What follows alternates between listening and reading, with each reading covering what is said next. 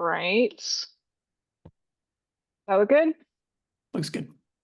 Okay, wonderful. So I'm happy to take questions like very specific, technical. You're very confused about this thing I'm talking about right now as we go along. Will, you might have to, shout at me if I miss the question, and then we can do bigger, broader questions at the end. I'll leave plenty of time for a Q&A. So I gave, some long title, right? Flippant title around models everywhere. Can we get to two data sets to agree in the same model? But essentially, I'm going to be talking about the Colorado Ongoing Basin Emissions project, which had the opportunity for a couple of different models applied to the same aerial data, which is pretty exciting and new in this space. So I have provided the names of the primary team members, both from METAC and from Colorado School of Mines. METAC stands for Methane Emissions Technology Evaluation Center. And then Colorado School of Mines is also in Colorado. I believe at least Dorit and Will, Will has moved on, but Will was with the team during this time, are on the line. So if there's any really specific questions about their model, they very graciously agreed to help answer those specific questions. So if you're not familiar with METAC, who are we, what we do? We're based out of Colorado State University, and we have essentially three broad programs. The first one is the METAC Test and Experimental Facility. It's not a great picture, but this first picture over here is just a subset of the facility. It's essentially a Hollywood set. So we have real oil and gas equipment on site.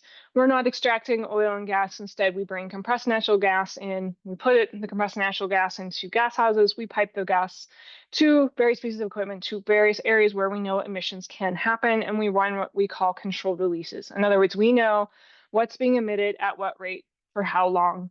So either solution providers can come and test their solutions, or anyone doing method development can come and test, whether that's academia, solution providers, etc. We also go to as operating locations, mostly in North America, and take measurements in the natural gas industry. And then our final thing is that we do emissions simulations. In other words, right, we all know on this call, we are not to the point where we can measure everywhere all the time, all at once. Therefore, you have to be able to take those measurements and scale them upwards if you want to do something that looks like an inventory or a measurement-informed inventory, which is kind of the hot topic of nowadays. And Dan Zimmerly is the director, and as Will introduced me, I'm an assistant professor in systems engineering, but then I'm also our modeling group lead. We primarily focus on oil and gas right now, but we are always evaluating expansions to either other emission types, methane types like landfills, agriculture, or other energy emissions like hydrogen and so forth. So diving into the COBE project, or Colorado Ongoing Basin Emissions. So what was COBE for? So COBE was measurement-informed inventories for the Colorado intensity rule. So the intensity rule, fairly new in Colorado, applies to the entire upstream sector. And if you're not familiar with the United States, this map is showing the boundaries of the entire state of Colorado. So the most simple way of thinking about this intensity rule is it's essentially the Colorado operator reported inventory, which is called ONGER, plus, quote, what's missing divided by ONGER. So it's a ratio. And that what's missing are any sort of unreported emissions. And we're capturing these unreported emissions and scaling them appropriately via wide-scale aerial campaigns. And the aerial companies that we work with were Berger Photonics, GHGSat, and InsightM. So the map is showing basically how we chunked the data and the aerial scans together. So we reported publicly in terms of basin-wide results. So the Denver-Julesburg, or DJ Basin. And if you're super familiar with Colorado, even though this first patch is what we're calling the DJ is truly actually all of this stuff over here, but the DJ, all the active production essentially happens over here, and then over here tends to be older wells that look different. So we chunk them into this kind of others category. And then on the western section of Colorado, we've got the Piance, and then everything else fell into others. And then the colors just indicate the aerial scans that occurred. Sometimes it's hard to tell that there's actually overlapping aerial scans, but over 30,000 individual facility scans were performed through the project, and about 2,000 emissions were captured. And what we do with this project and what we do with all of our large projects like this at METech is that we try to work with as many stakeholders as possible. And we find it really valuable to bring in operators into these projects. So we offer participation to all the operators in the basin from the beginning. And that participation window is open. It doesn't close. You can come in at the end and say, hey, I would really like to participate in this project, and we can still try to involve you. And we also work to anonymize all of the data regardless of participation. So all facility and company specific data is treated as confidential information, and it's anonymized for everyone in the basin. So no one can go and say, oh yeah, here's this Chevron site in the DJ, and here's this emission that was detected by this particular project. So the project, its major objectives were to collect representative measurements of methane emissions, again, just for the upstream sector, develop these scaling models of emissions. So we have the CSU METech model and the Colorado School of Mines statistical model. And then we're going to compare these scaling models to ONGER, and Colorado Department of Public Health and Environment, which I saw Ben Neal is on the line. He is our major COBE contact. So if you have exciting questions around that interaction, he can also, putting you on the spot, Ben, provide some context during this call. So CDPHE funded this project, and this is who's getting these recommended ratios of modeled to reported emissions. And then this image here is really kind of how it looked like from the operator angle. So we're doing these aerial overflights, and the operator's not pre-informed, right? We're not going to be like, hey, Chevron, not to pick on Chevron, they just keep popping into mind. They're out in the DJ Basin. Hey, Chevron, we're going to fly in these days. Nope. We keep it all, we're working with the aerial companies to determine the flight schedules, but not the operators. CSU is going to receive this aerial data from all three aerial companies, and we're going to sort that to individual facilities and operators. And the aerial companies were really helpful in these steps. And then we're going to send each operator that's participating their individual emissions data. And the reason why we're doing that is that we really want to understand, to the best of our abilities from the CSU perspective, what is the cause of that emission? So can we narrow it down to the piece of equipment? Sometimes the aerial imagery makes it really clear where the emission is coming from, and sometimes it doesn't. So it's helpful to get that operator feedback. And can we even narrow it down even further? Like, say, the emission cause, like, was it a stuck dump valve upstream that's now causing tank emissions downstream, and so forth? There's usually a bit of back and forth on these steps here. All right, then CSU and then the study team at large is going to go ahead and anonymize the data, create our scaling models, and then provide these emission reports to CDPHE. Just as a little bit more background, this will come up in the next few slides. We also chunked all of the facilities into what we're calling prototypical sites, and there were 4 of them. And if your eagle eyes say that there's PS 1, 2, 4, and 6, it's because we had 3 and 5, and then we realized we could kind of chunk them down even further, so we got rid of those subcategories. And it's a very simple flow chart. And we're using that Colorado operator reported inventory ONGER to make these determinations. So we start with, does it have a gas lift? Does it have a tank? What's its engine horsepower? Flares, VRUs? Those types of questions to create these prototypical sites to provide a little bit more granular information in terms of these intensity factors. So very briefly on the measurements themselves, campaigns and results. This is a great figure made by the MAES team. I know it might be hard, depending on the size of your screen, if you're walking around and listening to this, to read all the numbers.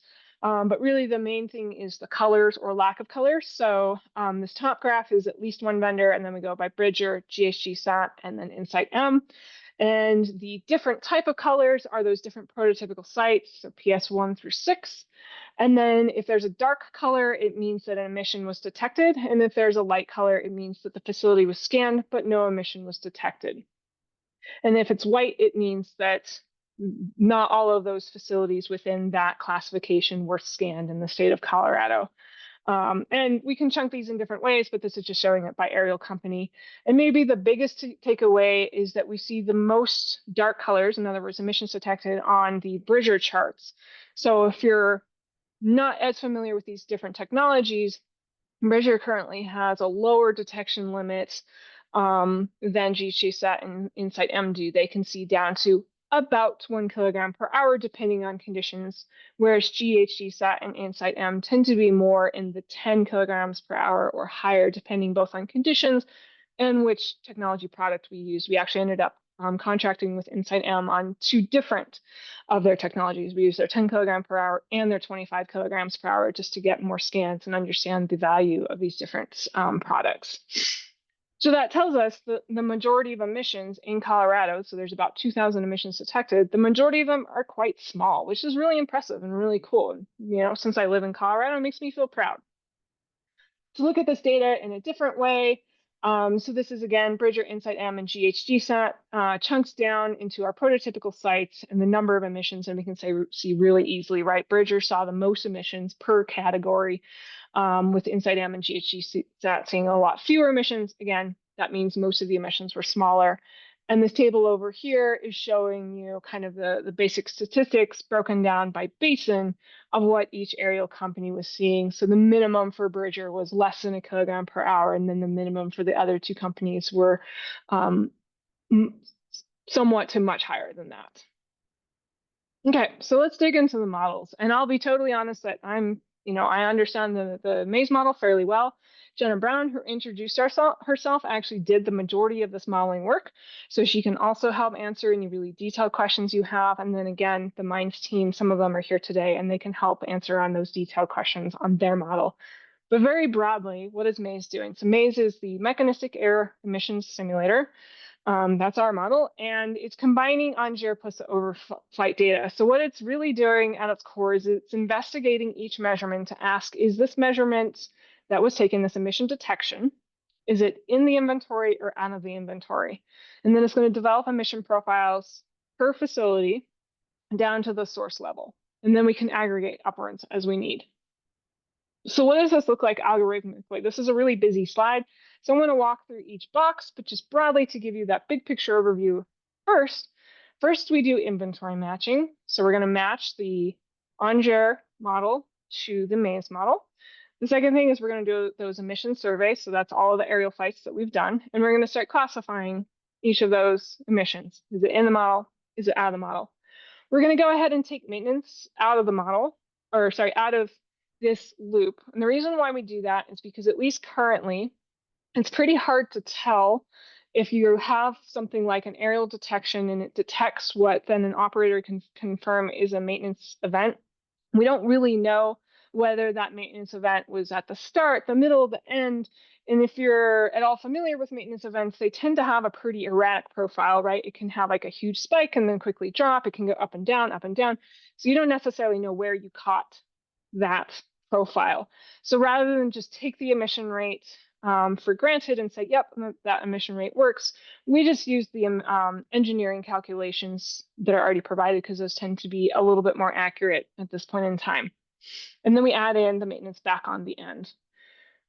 The next step, we are going to go ahead and update. We're going to create the measurement informed inventory, or the MII. We're going to update the model to account for unreported sources. If we have enough data and ability, we can even update the reported emissions for observed rates and frequencies, calculate the annual inventory. If there's other independent estimates, we compare to that, and we recommend our reporting process updates. So let's walk through this one step at a time. So the first step, the inventory matching. So the gray bars are on-GR, and there were some minor adjustments that we made before we did these comparisons. And then the blue bars are the MAES inventory. And you can see that some of these match really well, and some of them do not appear to match well at all. So at this point, this is where we're starting to talk to our participating operators to understand, okay, why did this inventory matching not go very well? Because what we're actually doing, and I really need a good figure to show this, but you're just going to have to listen to me, watch my hand gestures. But what we're essentially doing is we're taking your annual reported numbers. So let's just make these really simple numbers. Let's say that you, the operators, say that my annual emissions for this tank is 5 kilograms per hour. What we're doing in the MAES model is we want to model everything at 1 second resolution. So we want to realistically model what is the variability that we think is fair for that average 5 kilograms per hour. And maybe we use things like your fluid flow input, right? Your total production. to give us those numbers of like, what is that reasonable range? So we might end up modeling something that's somewhere between 0 and 15 kilograms per hour, but it averages out to 5 kilograms per hour for the year. And I'll explain why we're doing that in a little bit, but that's why we start to get some of these disagreements.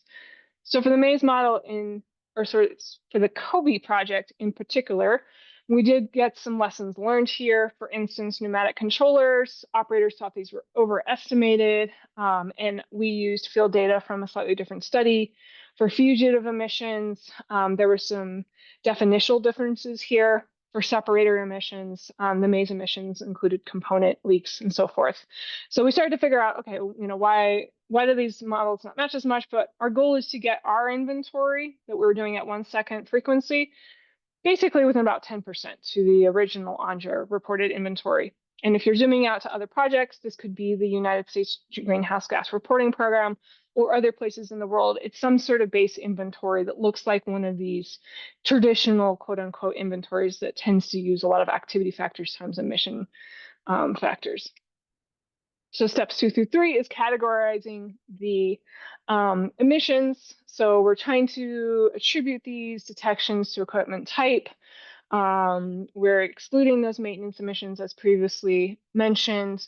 Emissions deemed not in the quote not in the inventories model as one of the following failure types in MAES: compressors, flares, heaters, tanks, or miscellaneous. So what does that process actually look like for overflight data?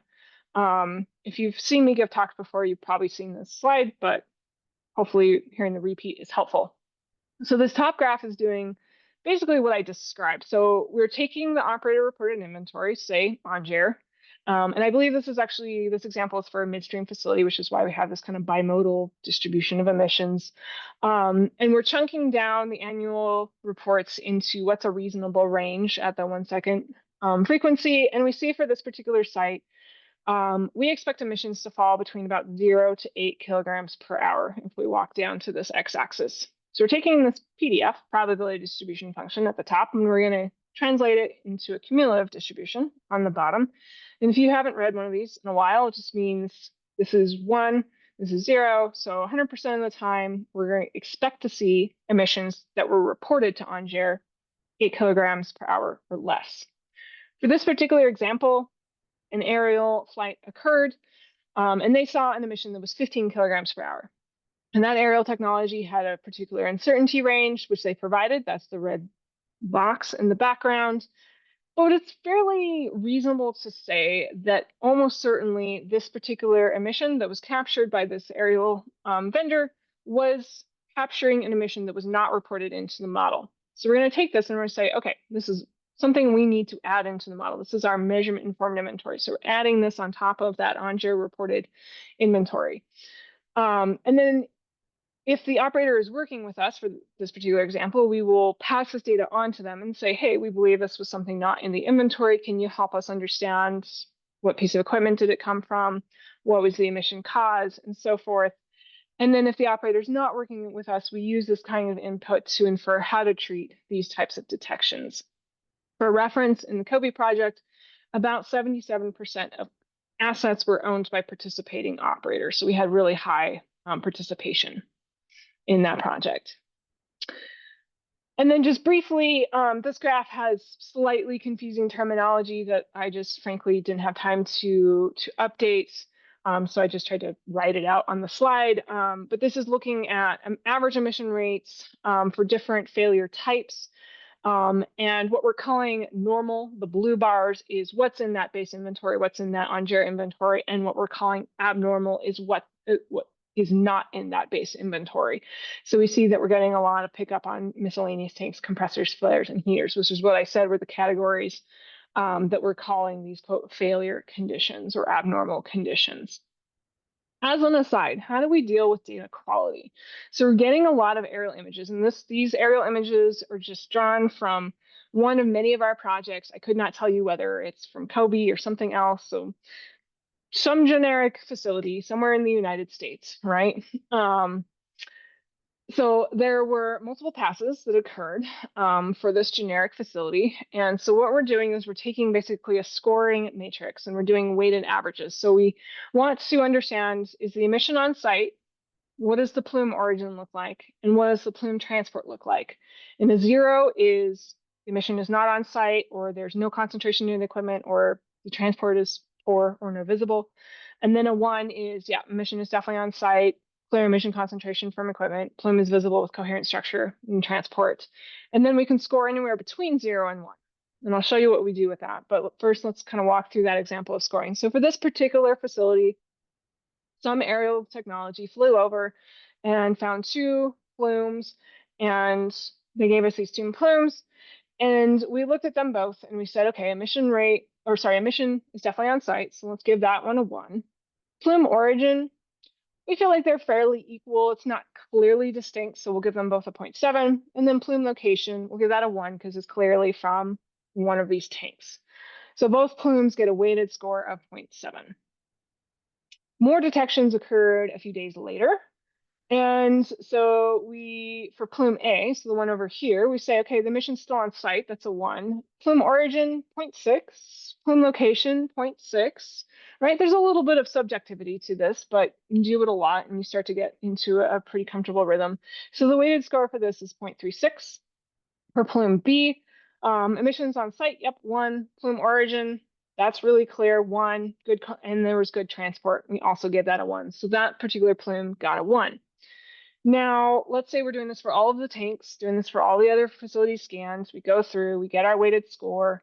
One particular emission was confirmed to be a maintenance operation. And we get something that looks like this for our tank failures.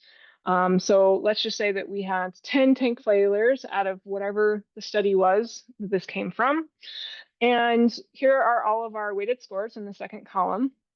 Here's any comments that we have. Here's what we're labeling each event. And that last one is labeled maintenance because it was confirmed by the participating operator. We take that out because I already said we're taking maintenance out of this particular type of calculation. So we have some net score in the final column. And what do we come up with? We say 5.96 tank failures out of total tanks screened is 100 out of 126 screened. So that ends up being 4.7%. So 4.7% of the time, there should be a tank failure occurring. And we take those type of calculations and we put it into our measurement informed inventory. So this is the exact same thing we just looked at. Probability of failure, or P-leak, is our number of failed things in the sampled population divided by the number of total things in the sampled population. So this method does require you to know what is that number of total things in the sampled population. For COBE, we used ONGER to help us with that calculation, right? Because ONGER is going to help inform us things like what are the number of tanks. So jumping to the results, what does this look like? This is the MAES results. They're a little bit preliminary. We're still doing a little bit of back and forth, and I'll talk about why in a couple of slides. But this is using the 2022 ONGER reported data. And each clumping of bars, the first bar on the right, going from right to left, is just showing the ONGER model itself. The next one in the center is showing our inventory matching step. And then the final one is showing our measurement informed inventory. And this particular graph is broken down by the equipment type. So we see when we add our maintenance emissions back in at the end, our statewide ratio is about 1.29, and it changes depending on the basin, it changes depending on the prototypical site. We can also look at this data by emitter size. So we've done that. So the light blue is 0 to 5 kilograms per hour. The medium blue is 5 to 100 kilograms per hour. And then the darkest color is above 100 kilograms per hour. And this particular figure is in kilograms per hour per site, where I'll zoom back real fast. The previous figure was total megatons per year. Sorry, that unit doesn't sound right, but I'm going to roll with it, and Jenna can correct me in the chat if I got it wrong. And just as a note, why is PS1 so crazy looking right here? Well, PS1 has gas lifts, which do have a lot of emissions, especially in the kind of smaller emission range. So that's the MAES model. What about the MINES model? So the MINES model is doing a more statistical approach. And they're using only measurement data, and they're supplementing emissions, at least their first pass, and they've done a couple more passes that we'll cover today. Supplementing emissions below reasonable detection cutoffs using continuous monitors. And they're developing emission profiles for the average facility in Colorado. And they can further separate this out by region or site type. And then a special thank you for sharing slides, Kellen Okenberg. These next few slides are directly from him with no edits from me or very few edits. So the high level model overview for the MAES team is the goal is to create a data-driven inventory model for the state of Colorado. And their general approach is distributional. So they're estimating some sort of facility level emissions distribution that's representative of production sites in Colorado. And they're going to repeatedly sample from this distribution to aggregate to the entire state for a year. A few complications that this team noted is that one, emissions from production sites in Colorado don't all necessarily come from the same distribution. So they agreed to use the same sort of prototypical site classification that we use, right? That flow chart that's using gas lifts and VRUs and tanks and flares and a few other things to come up with some reasonable classifications. And then the second complication is that aerial data can't reliably detect emissions under some threshold. So where our process is assuming that ONGER is providing those smallest emissions, the MAES process is not making such an assumption. They're saying, we're just building this out of pure measurement data, and therefore we need something that fills in those smallest emissions. So to fill in those smallest emissions, they experimented with 3 different sources. They used continuous monitoring systems, and then they also used 2 distributions from the literature. One, Williams et al. 2025, and the other, Sherman et al. 2024.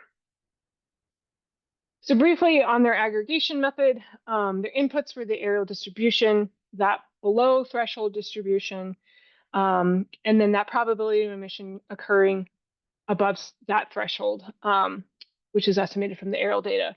So they're doing this 8,760 times, so every hour in the year, and they did play around with, does the hour matter, right? They chunked it down to shorter, longer. It did not seem to change the results meaningfully.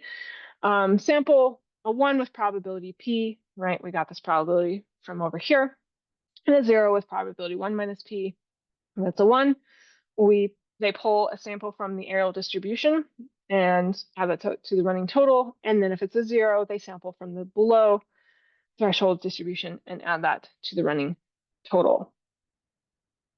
So their aerial distribution approach, right? Actually, both teams have the goal, and I didn't show it for our team, but we can dig into it if there's interest, have the goal of combining data from 3 aerial vendors with these different detection thresholds into one representative emissions distribution. And so conceptually, what they're doing is they defined a metric which they're calling the distribution matching criteria for each vendor above which they think that they can detect all emissions. So this is somewhat analogous to the probability of detection, if you're familiar with that terminology. And then they're going to fit a distribution to each vendor's data only above that detection matching criteria, or DMC. And then the results, you get a site level emission distribution that's valid down to the lowest DMC. A couple of drawbacks they wanted to call attention to this method is 2 upper DMCs can be determined by comparing how their distributions aligns with Bridger, because again, Bridger has that lowest probability of detection. Bridger's DMC is a little bit more difficult to determine because there's no reference distribution to compare to. So they estimated 5 kilograms per hour as that cutoff, and we'll show in the next slide how sensitive their method is to reasonable choices of DMC. So DMCs are probably actually really on the equipment level, but their method is on the facility level. And any data below each DMC was not used for this particular model.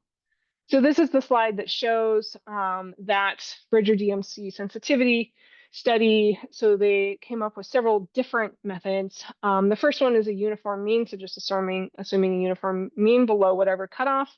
The last one is the zeros mean. So I believe this one was assuming essentially anything below whatever the DMC is, 5, 4, etc., was 0. So there were no emissions seen, which we know is not realistic.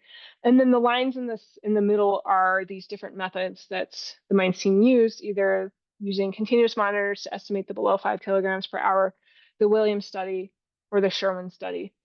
And we can see that there's relatively good agreement between those 3 methods, and that there's relatively little sensitivity if you change it to 4, if you change it to 6. So this gave us reasonable confidence that 5 was a reasonable number moving forward. So their state and basin level results look like this. So this first one, y-axis is in megatons per year. Again, I'm not confident about that unit for some reason. I have a cold, so I'm going to blame it on that, but here we are. So they're showing their results, again, chunked by rate size. So the lightest color is less than 5 kilograms per hour. The medium color is 5 to 100 kilograms per hour. And the darkest color is the above 100 kilograms per hour. And we see that the major so as expected, the only change is going to come in that below 5 kilograms per hour, right? Because that's where the different sensitivity studies are informing at these smallest rates. So we see that the continuous monitoring study showed the most emissions consistently throughout all of the different ways they chunked the data for the below 5 kilograms per hour, and that the Williams and Sherwin's methods tended to agree a little bit more closely. And again, we've got the same grouping. So the gray bar is just the ONGER, and then purple is the Sherwin study, the orange is the Williams study, and the blue is the continuous monitoring study, clumped down all basins, so the entire state, just the DJ basin, just the Piceance basin, the others basin. And then they're only showing the PS2 and the PS4 because the remaining prototypical sites didn't have quite enough data for them to feel like there was statistical robustness by applying these methods when they applied these methods. And we can also show this at the facility level result. So this is in kilograms per hour per site, which I'm showing you this briefly because this leads into my kind of final point of the slide. So what is next? So I don't expect you to have memorized the numbers between, well, what did MAES get, the CSU team, and what did MINES get? So I'm going to show you kind of an abbreviated figure, and these aren't perfect. I couldn't quite align the y-axes, but here's 2.5. This is y-axis is kilograms per hour per site, some average number. So here's 2.5 over here, and here's 2.5 over here. But I wrote out the numbers to make it easier. So these numbers are that ratio of of the measurement informed inventory to ONGER. And we see that for the METEC model, for all basins, we're getting 1.29 versus for the MINES model, we're getting 3.34 and so forth throughout. So what's happening here? We have two measurement informed inventory processes. They took the same aerial measurements and they developed very different measurement informed inventories. Why? So I think that's really where the field is hopefully going next, right? We all know that there's all these different measurement informed inventory type methods out there, but then there's a lot of choices you can make as you go along in your measurement informed inventory process that might end up basically changing your final answer. So we've got a few thoughts on a few possible reasons for discrepancies, and we're working with the state of Colorado on a different funding source that will help fund continuing these types of questions. One thing is that the operator inventory is not necessarily the on-the-ground reality. For one, I mentioned that we use the 2022 ONGER, where realistically in the perfect world, we would have used the 2024 ONGER because that's when the measurements took place. I don't think I mentioned it at the beginning, but essentially COBE ran from 2024, where we took all the measurements through middle of this year, 2025. Also, ONGER's got some quirks, just like every single other inventory out there, where not necessarily every piece of equipment is reported. And for the MAES model, that matters because we're trying to model down to the equipment level. Another point is that below 5 kilograms per hour region. So this first point about the statistical model that MINES used, they used this continuous monitor data for their first pass, which is the figure I'm showing over here. And they came from 5 similar facilities within one region. And so we don't exactly know how that would change the answer if we got a more representative sample, right? Were these 5 similar facilities overestimating, underestimating? We're not sure yet. So we do want to expand that data set. But MINES, has already done some of their due diligence by doing this exercise with the other two method types, right? The Williams model and the Sherwin model. And sure enough, we're seeing large decreases in that predicted contribution of the below 5 kilograms per hour emitters. So there's more work to be done there. Another thing is that the MAES model is assuming that ONGER is correctly reporting all small emissions. So, this figure is one of those figures that I showed back a while ago, where we look at this cumulative distribution, and it appears that for this particular facility, it's reasonable to expect emissions up to 175 kilograms per hour. So when we get some emission that's about 22 kilograms per hour, we just say, okay, it's probably in the inventory. That's actually probably not a reasonable assumption. It's fairly likely that we are discarding some amount of emissions that were not reported. So there's probably some underestimates contribution to small emissions. So I think some next steps here include starting to work with more continuous monitoring data to really understand what do those distributions of small emissions look like? How do they compare to, say, operator reported inventories? So the last 2 points I'd like to make before I wrap up here is method reconciliation is needed. So I think right now, in at least the circles I run around in, when the word reconciliation is used, it's usually used towards some sort of top-down, bottom-up, which I will quibble that there's not even the same definition for top-down depending on who you're talking to, but here we are. I think it's pretty reasonable to say that no voluntary and regulatory reporting framework looks exactly the same. There's either things that are really prescriptive, like the GHGRP, that tell you pretty much exactly what to do, but even, thanks for the claps, yep. But even the GHGRP, now, GHGRP is another Schrodinger existence where it does and doesn't exist, and we don't know what's going to happen. But the latest round of reporting did start to allow for measurements to be added in. And I think there was a really fascinating question that may or may not get to ever be answered around, okay, GHGRP went from really prescriptive. So even if it's quote unquote wrong, like maybe an emission factor was just completely out of date, at least all the things, all the facilities that are in the same category should look the same. Now we're adding in measurements, and are we getting like totally different looking things? There's now, when you move to the voluntary reporting programs, and when I say that, I'm talking about things like OGMP 2.0, Veritas, MIQ, One Future, etc. There's so many choices that can be made, which is great for competition and doing what's right for your company, but it's not great for consistent comparisons. You can make choices around your measurement types, how to blend your measurements with inventories, and so forth.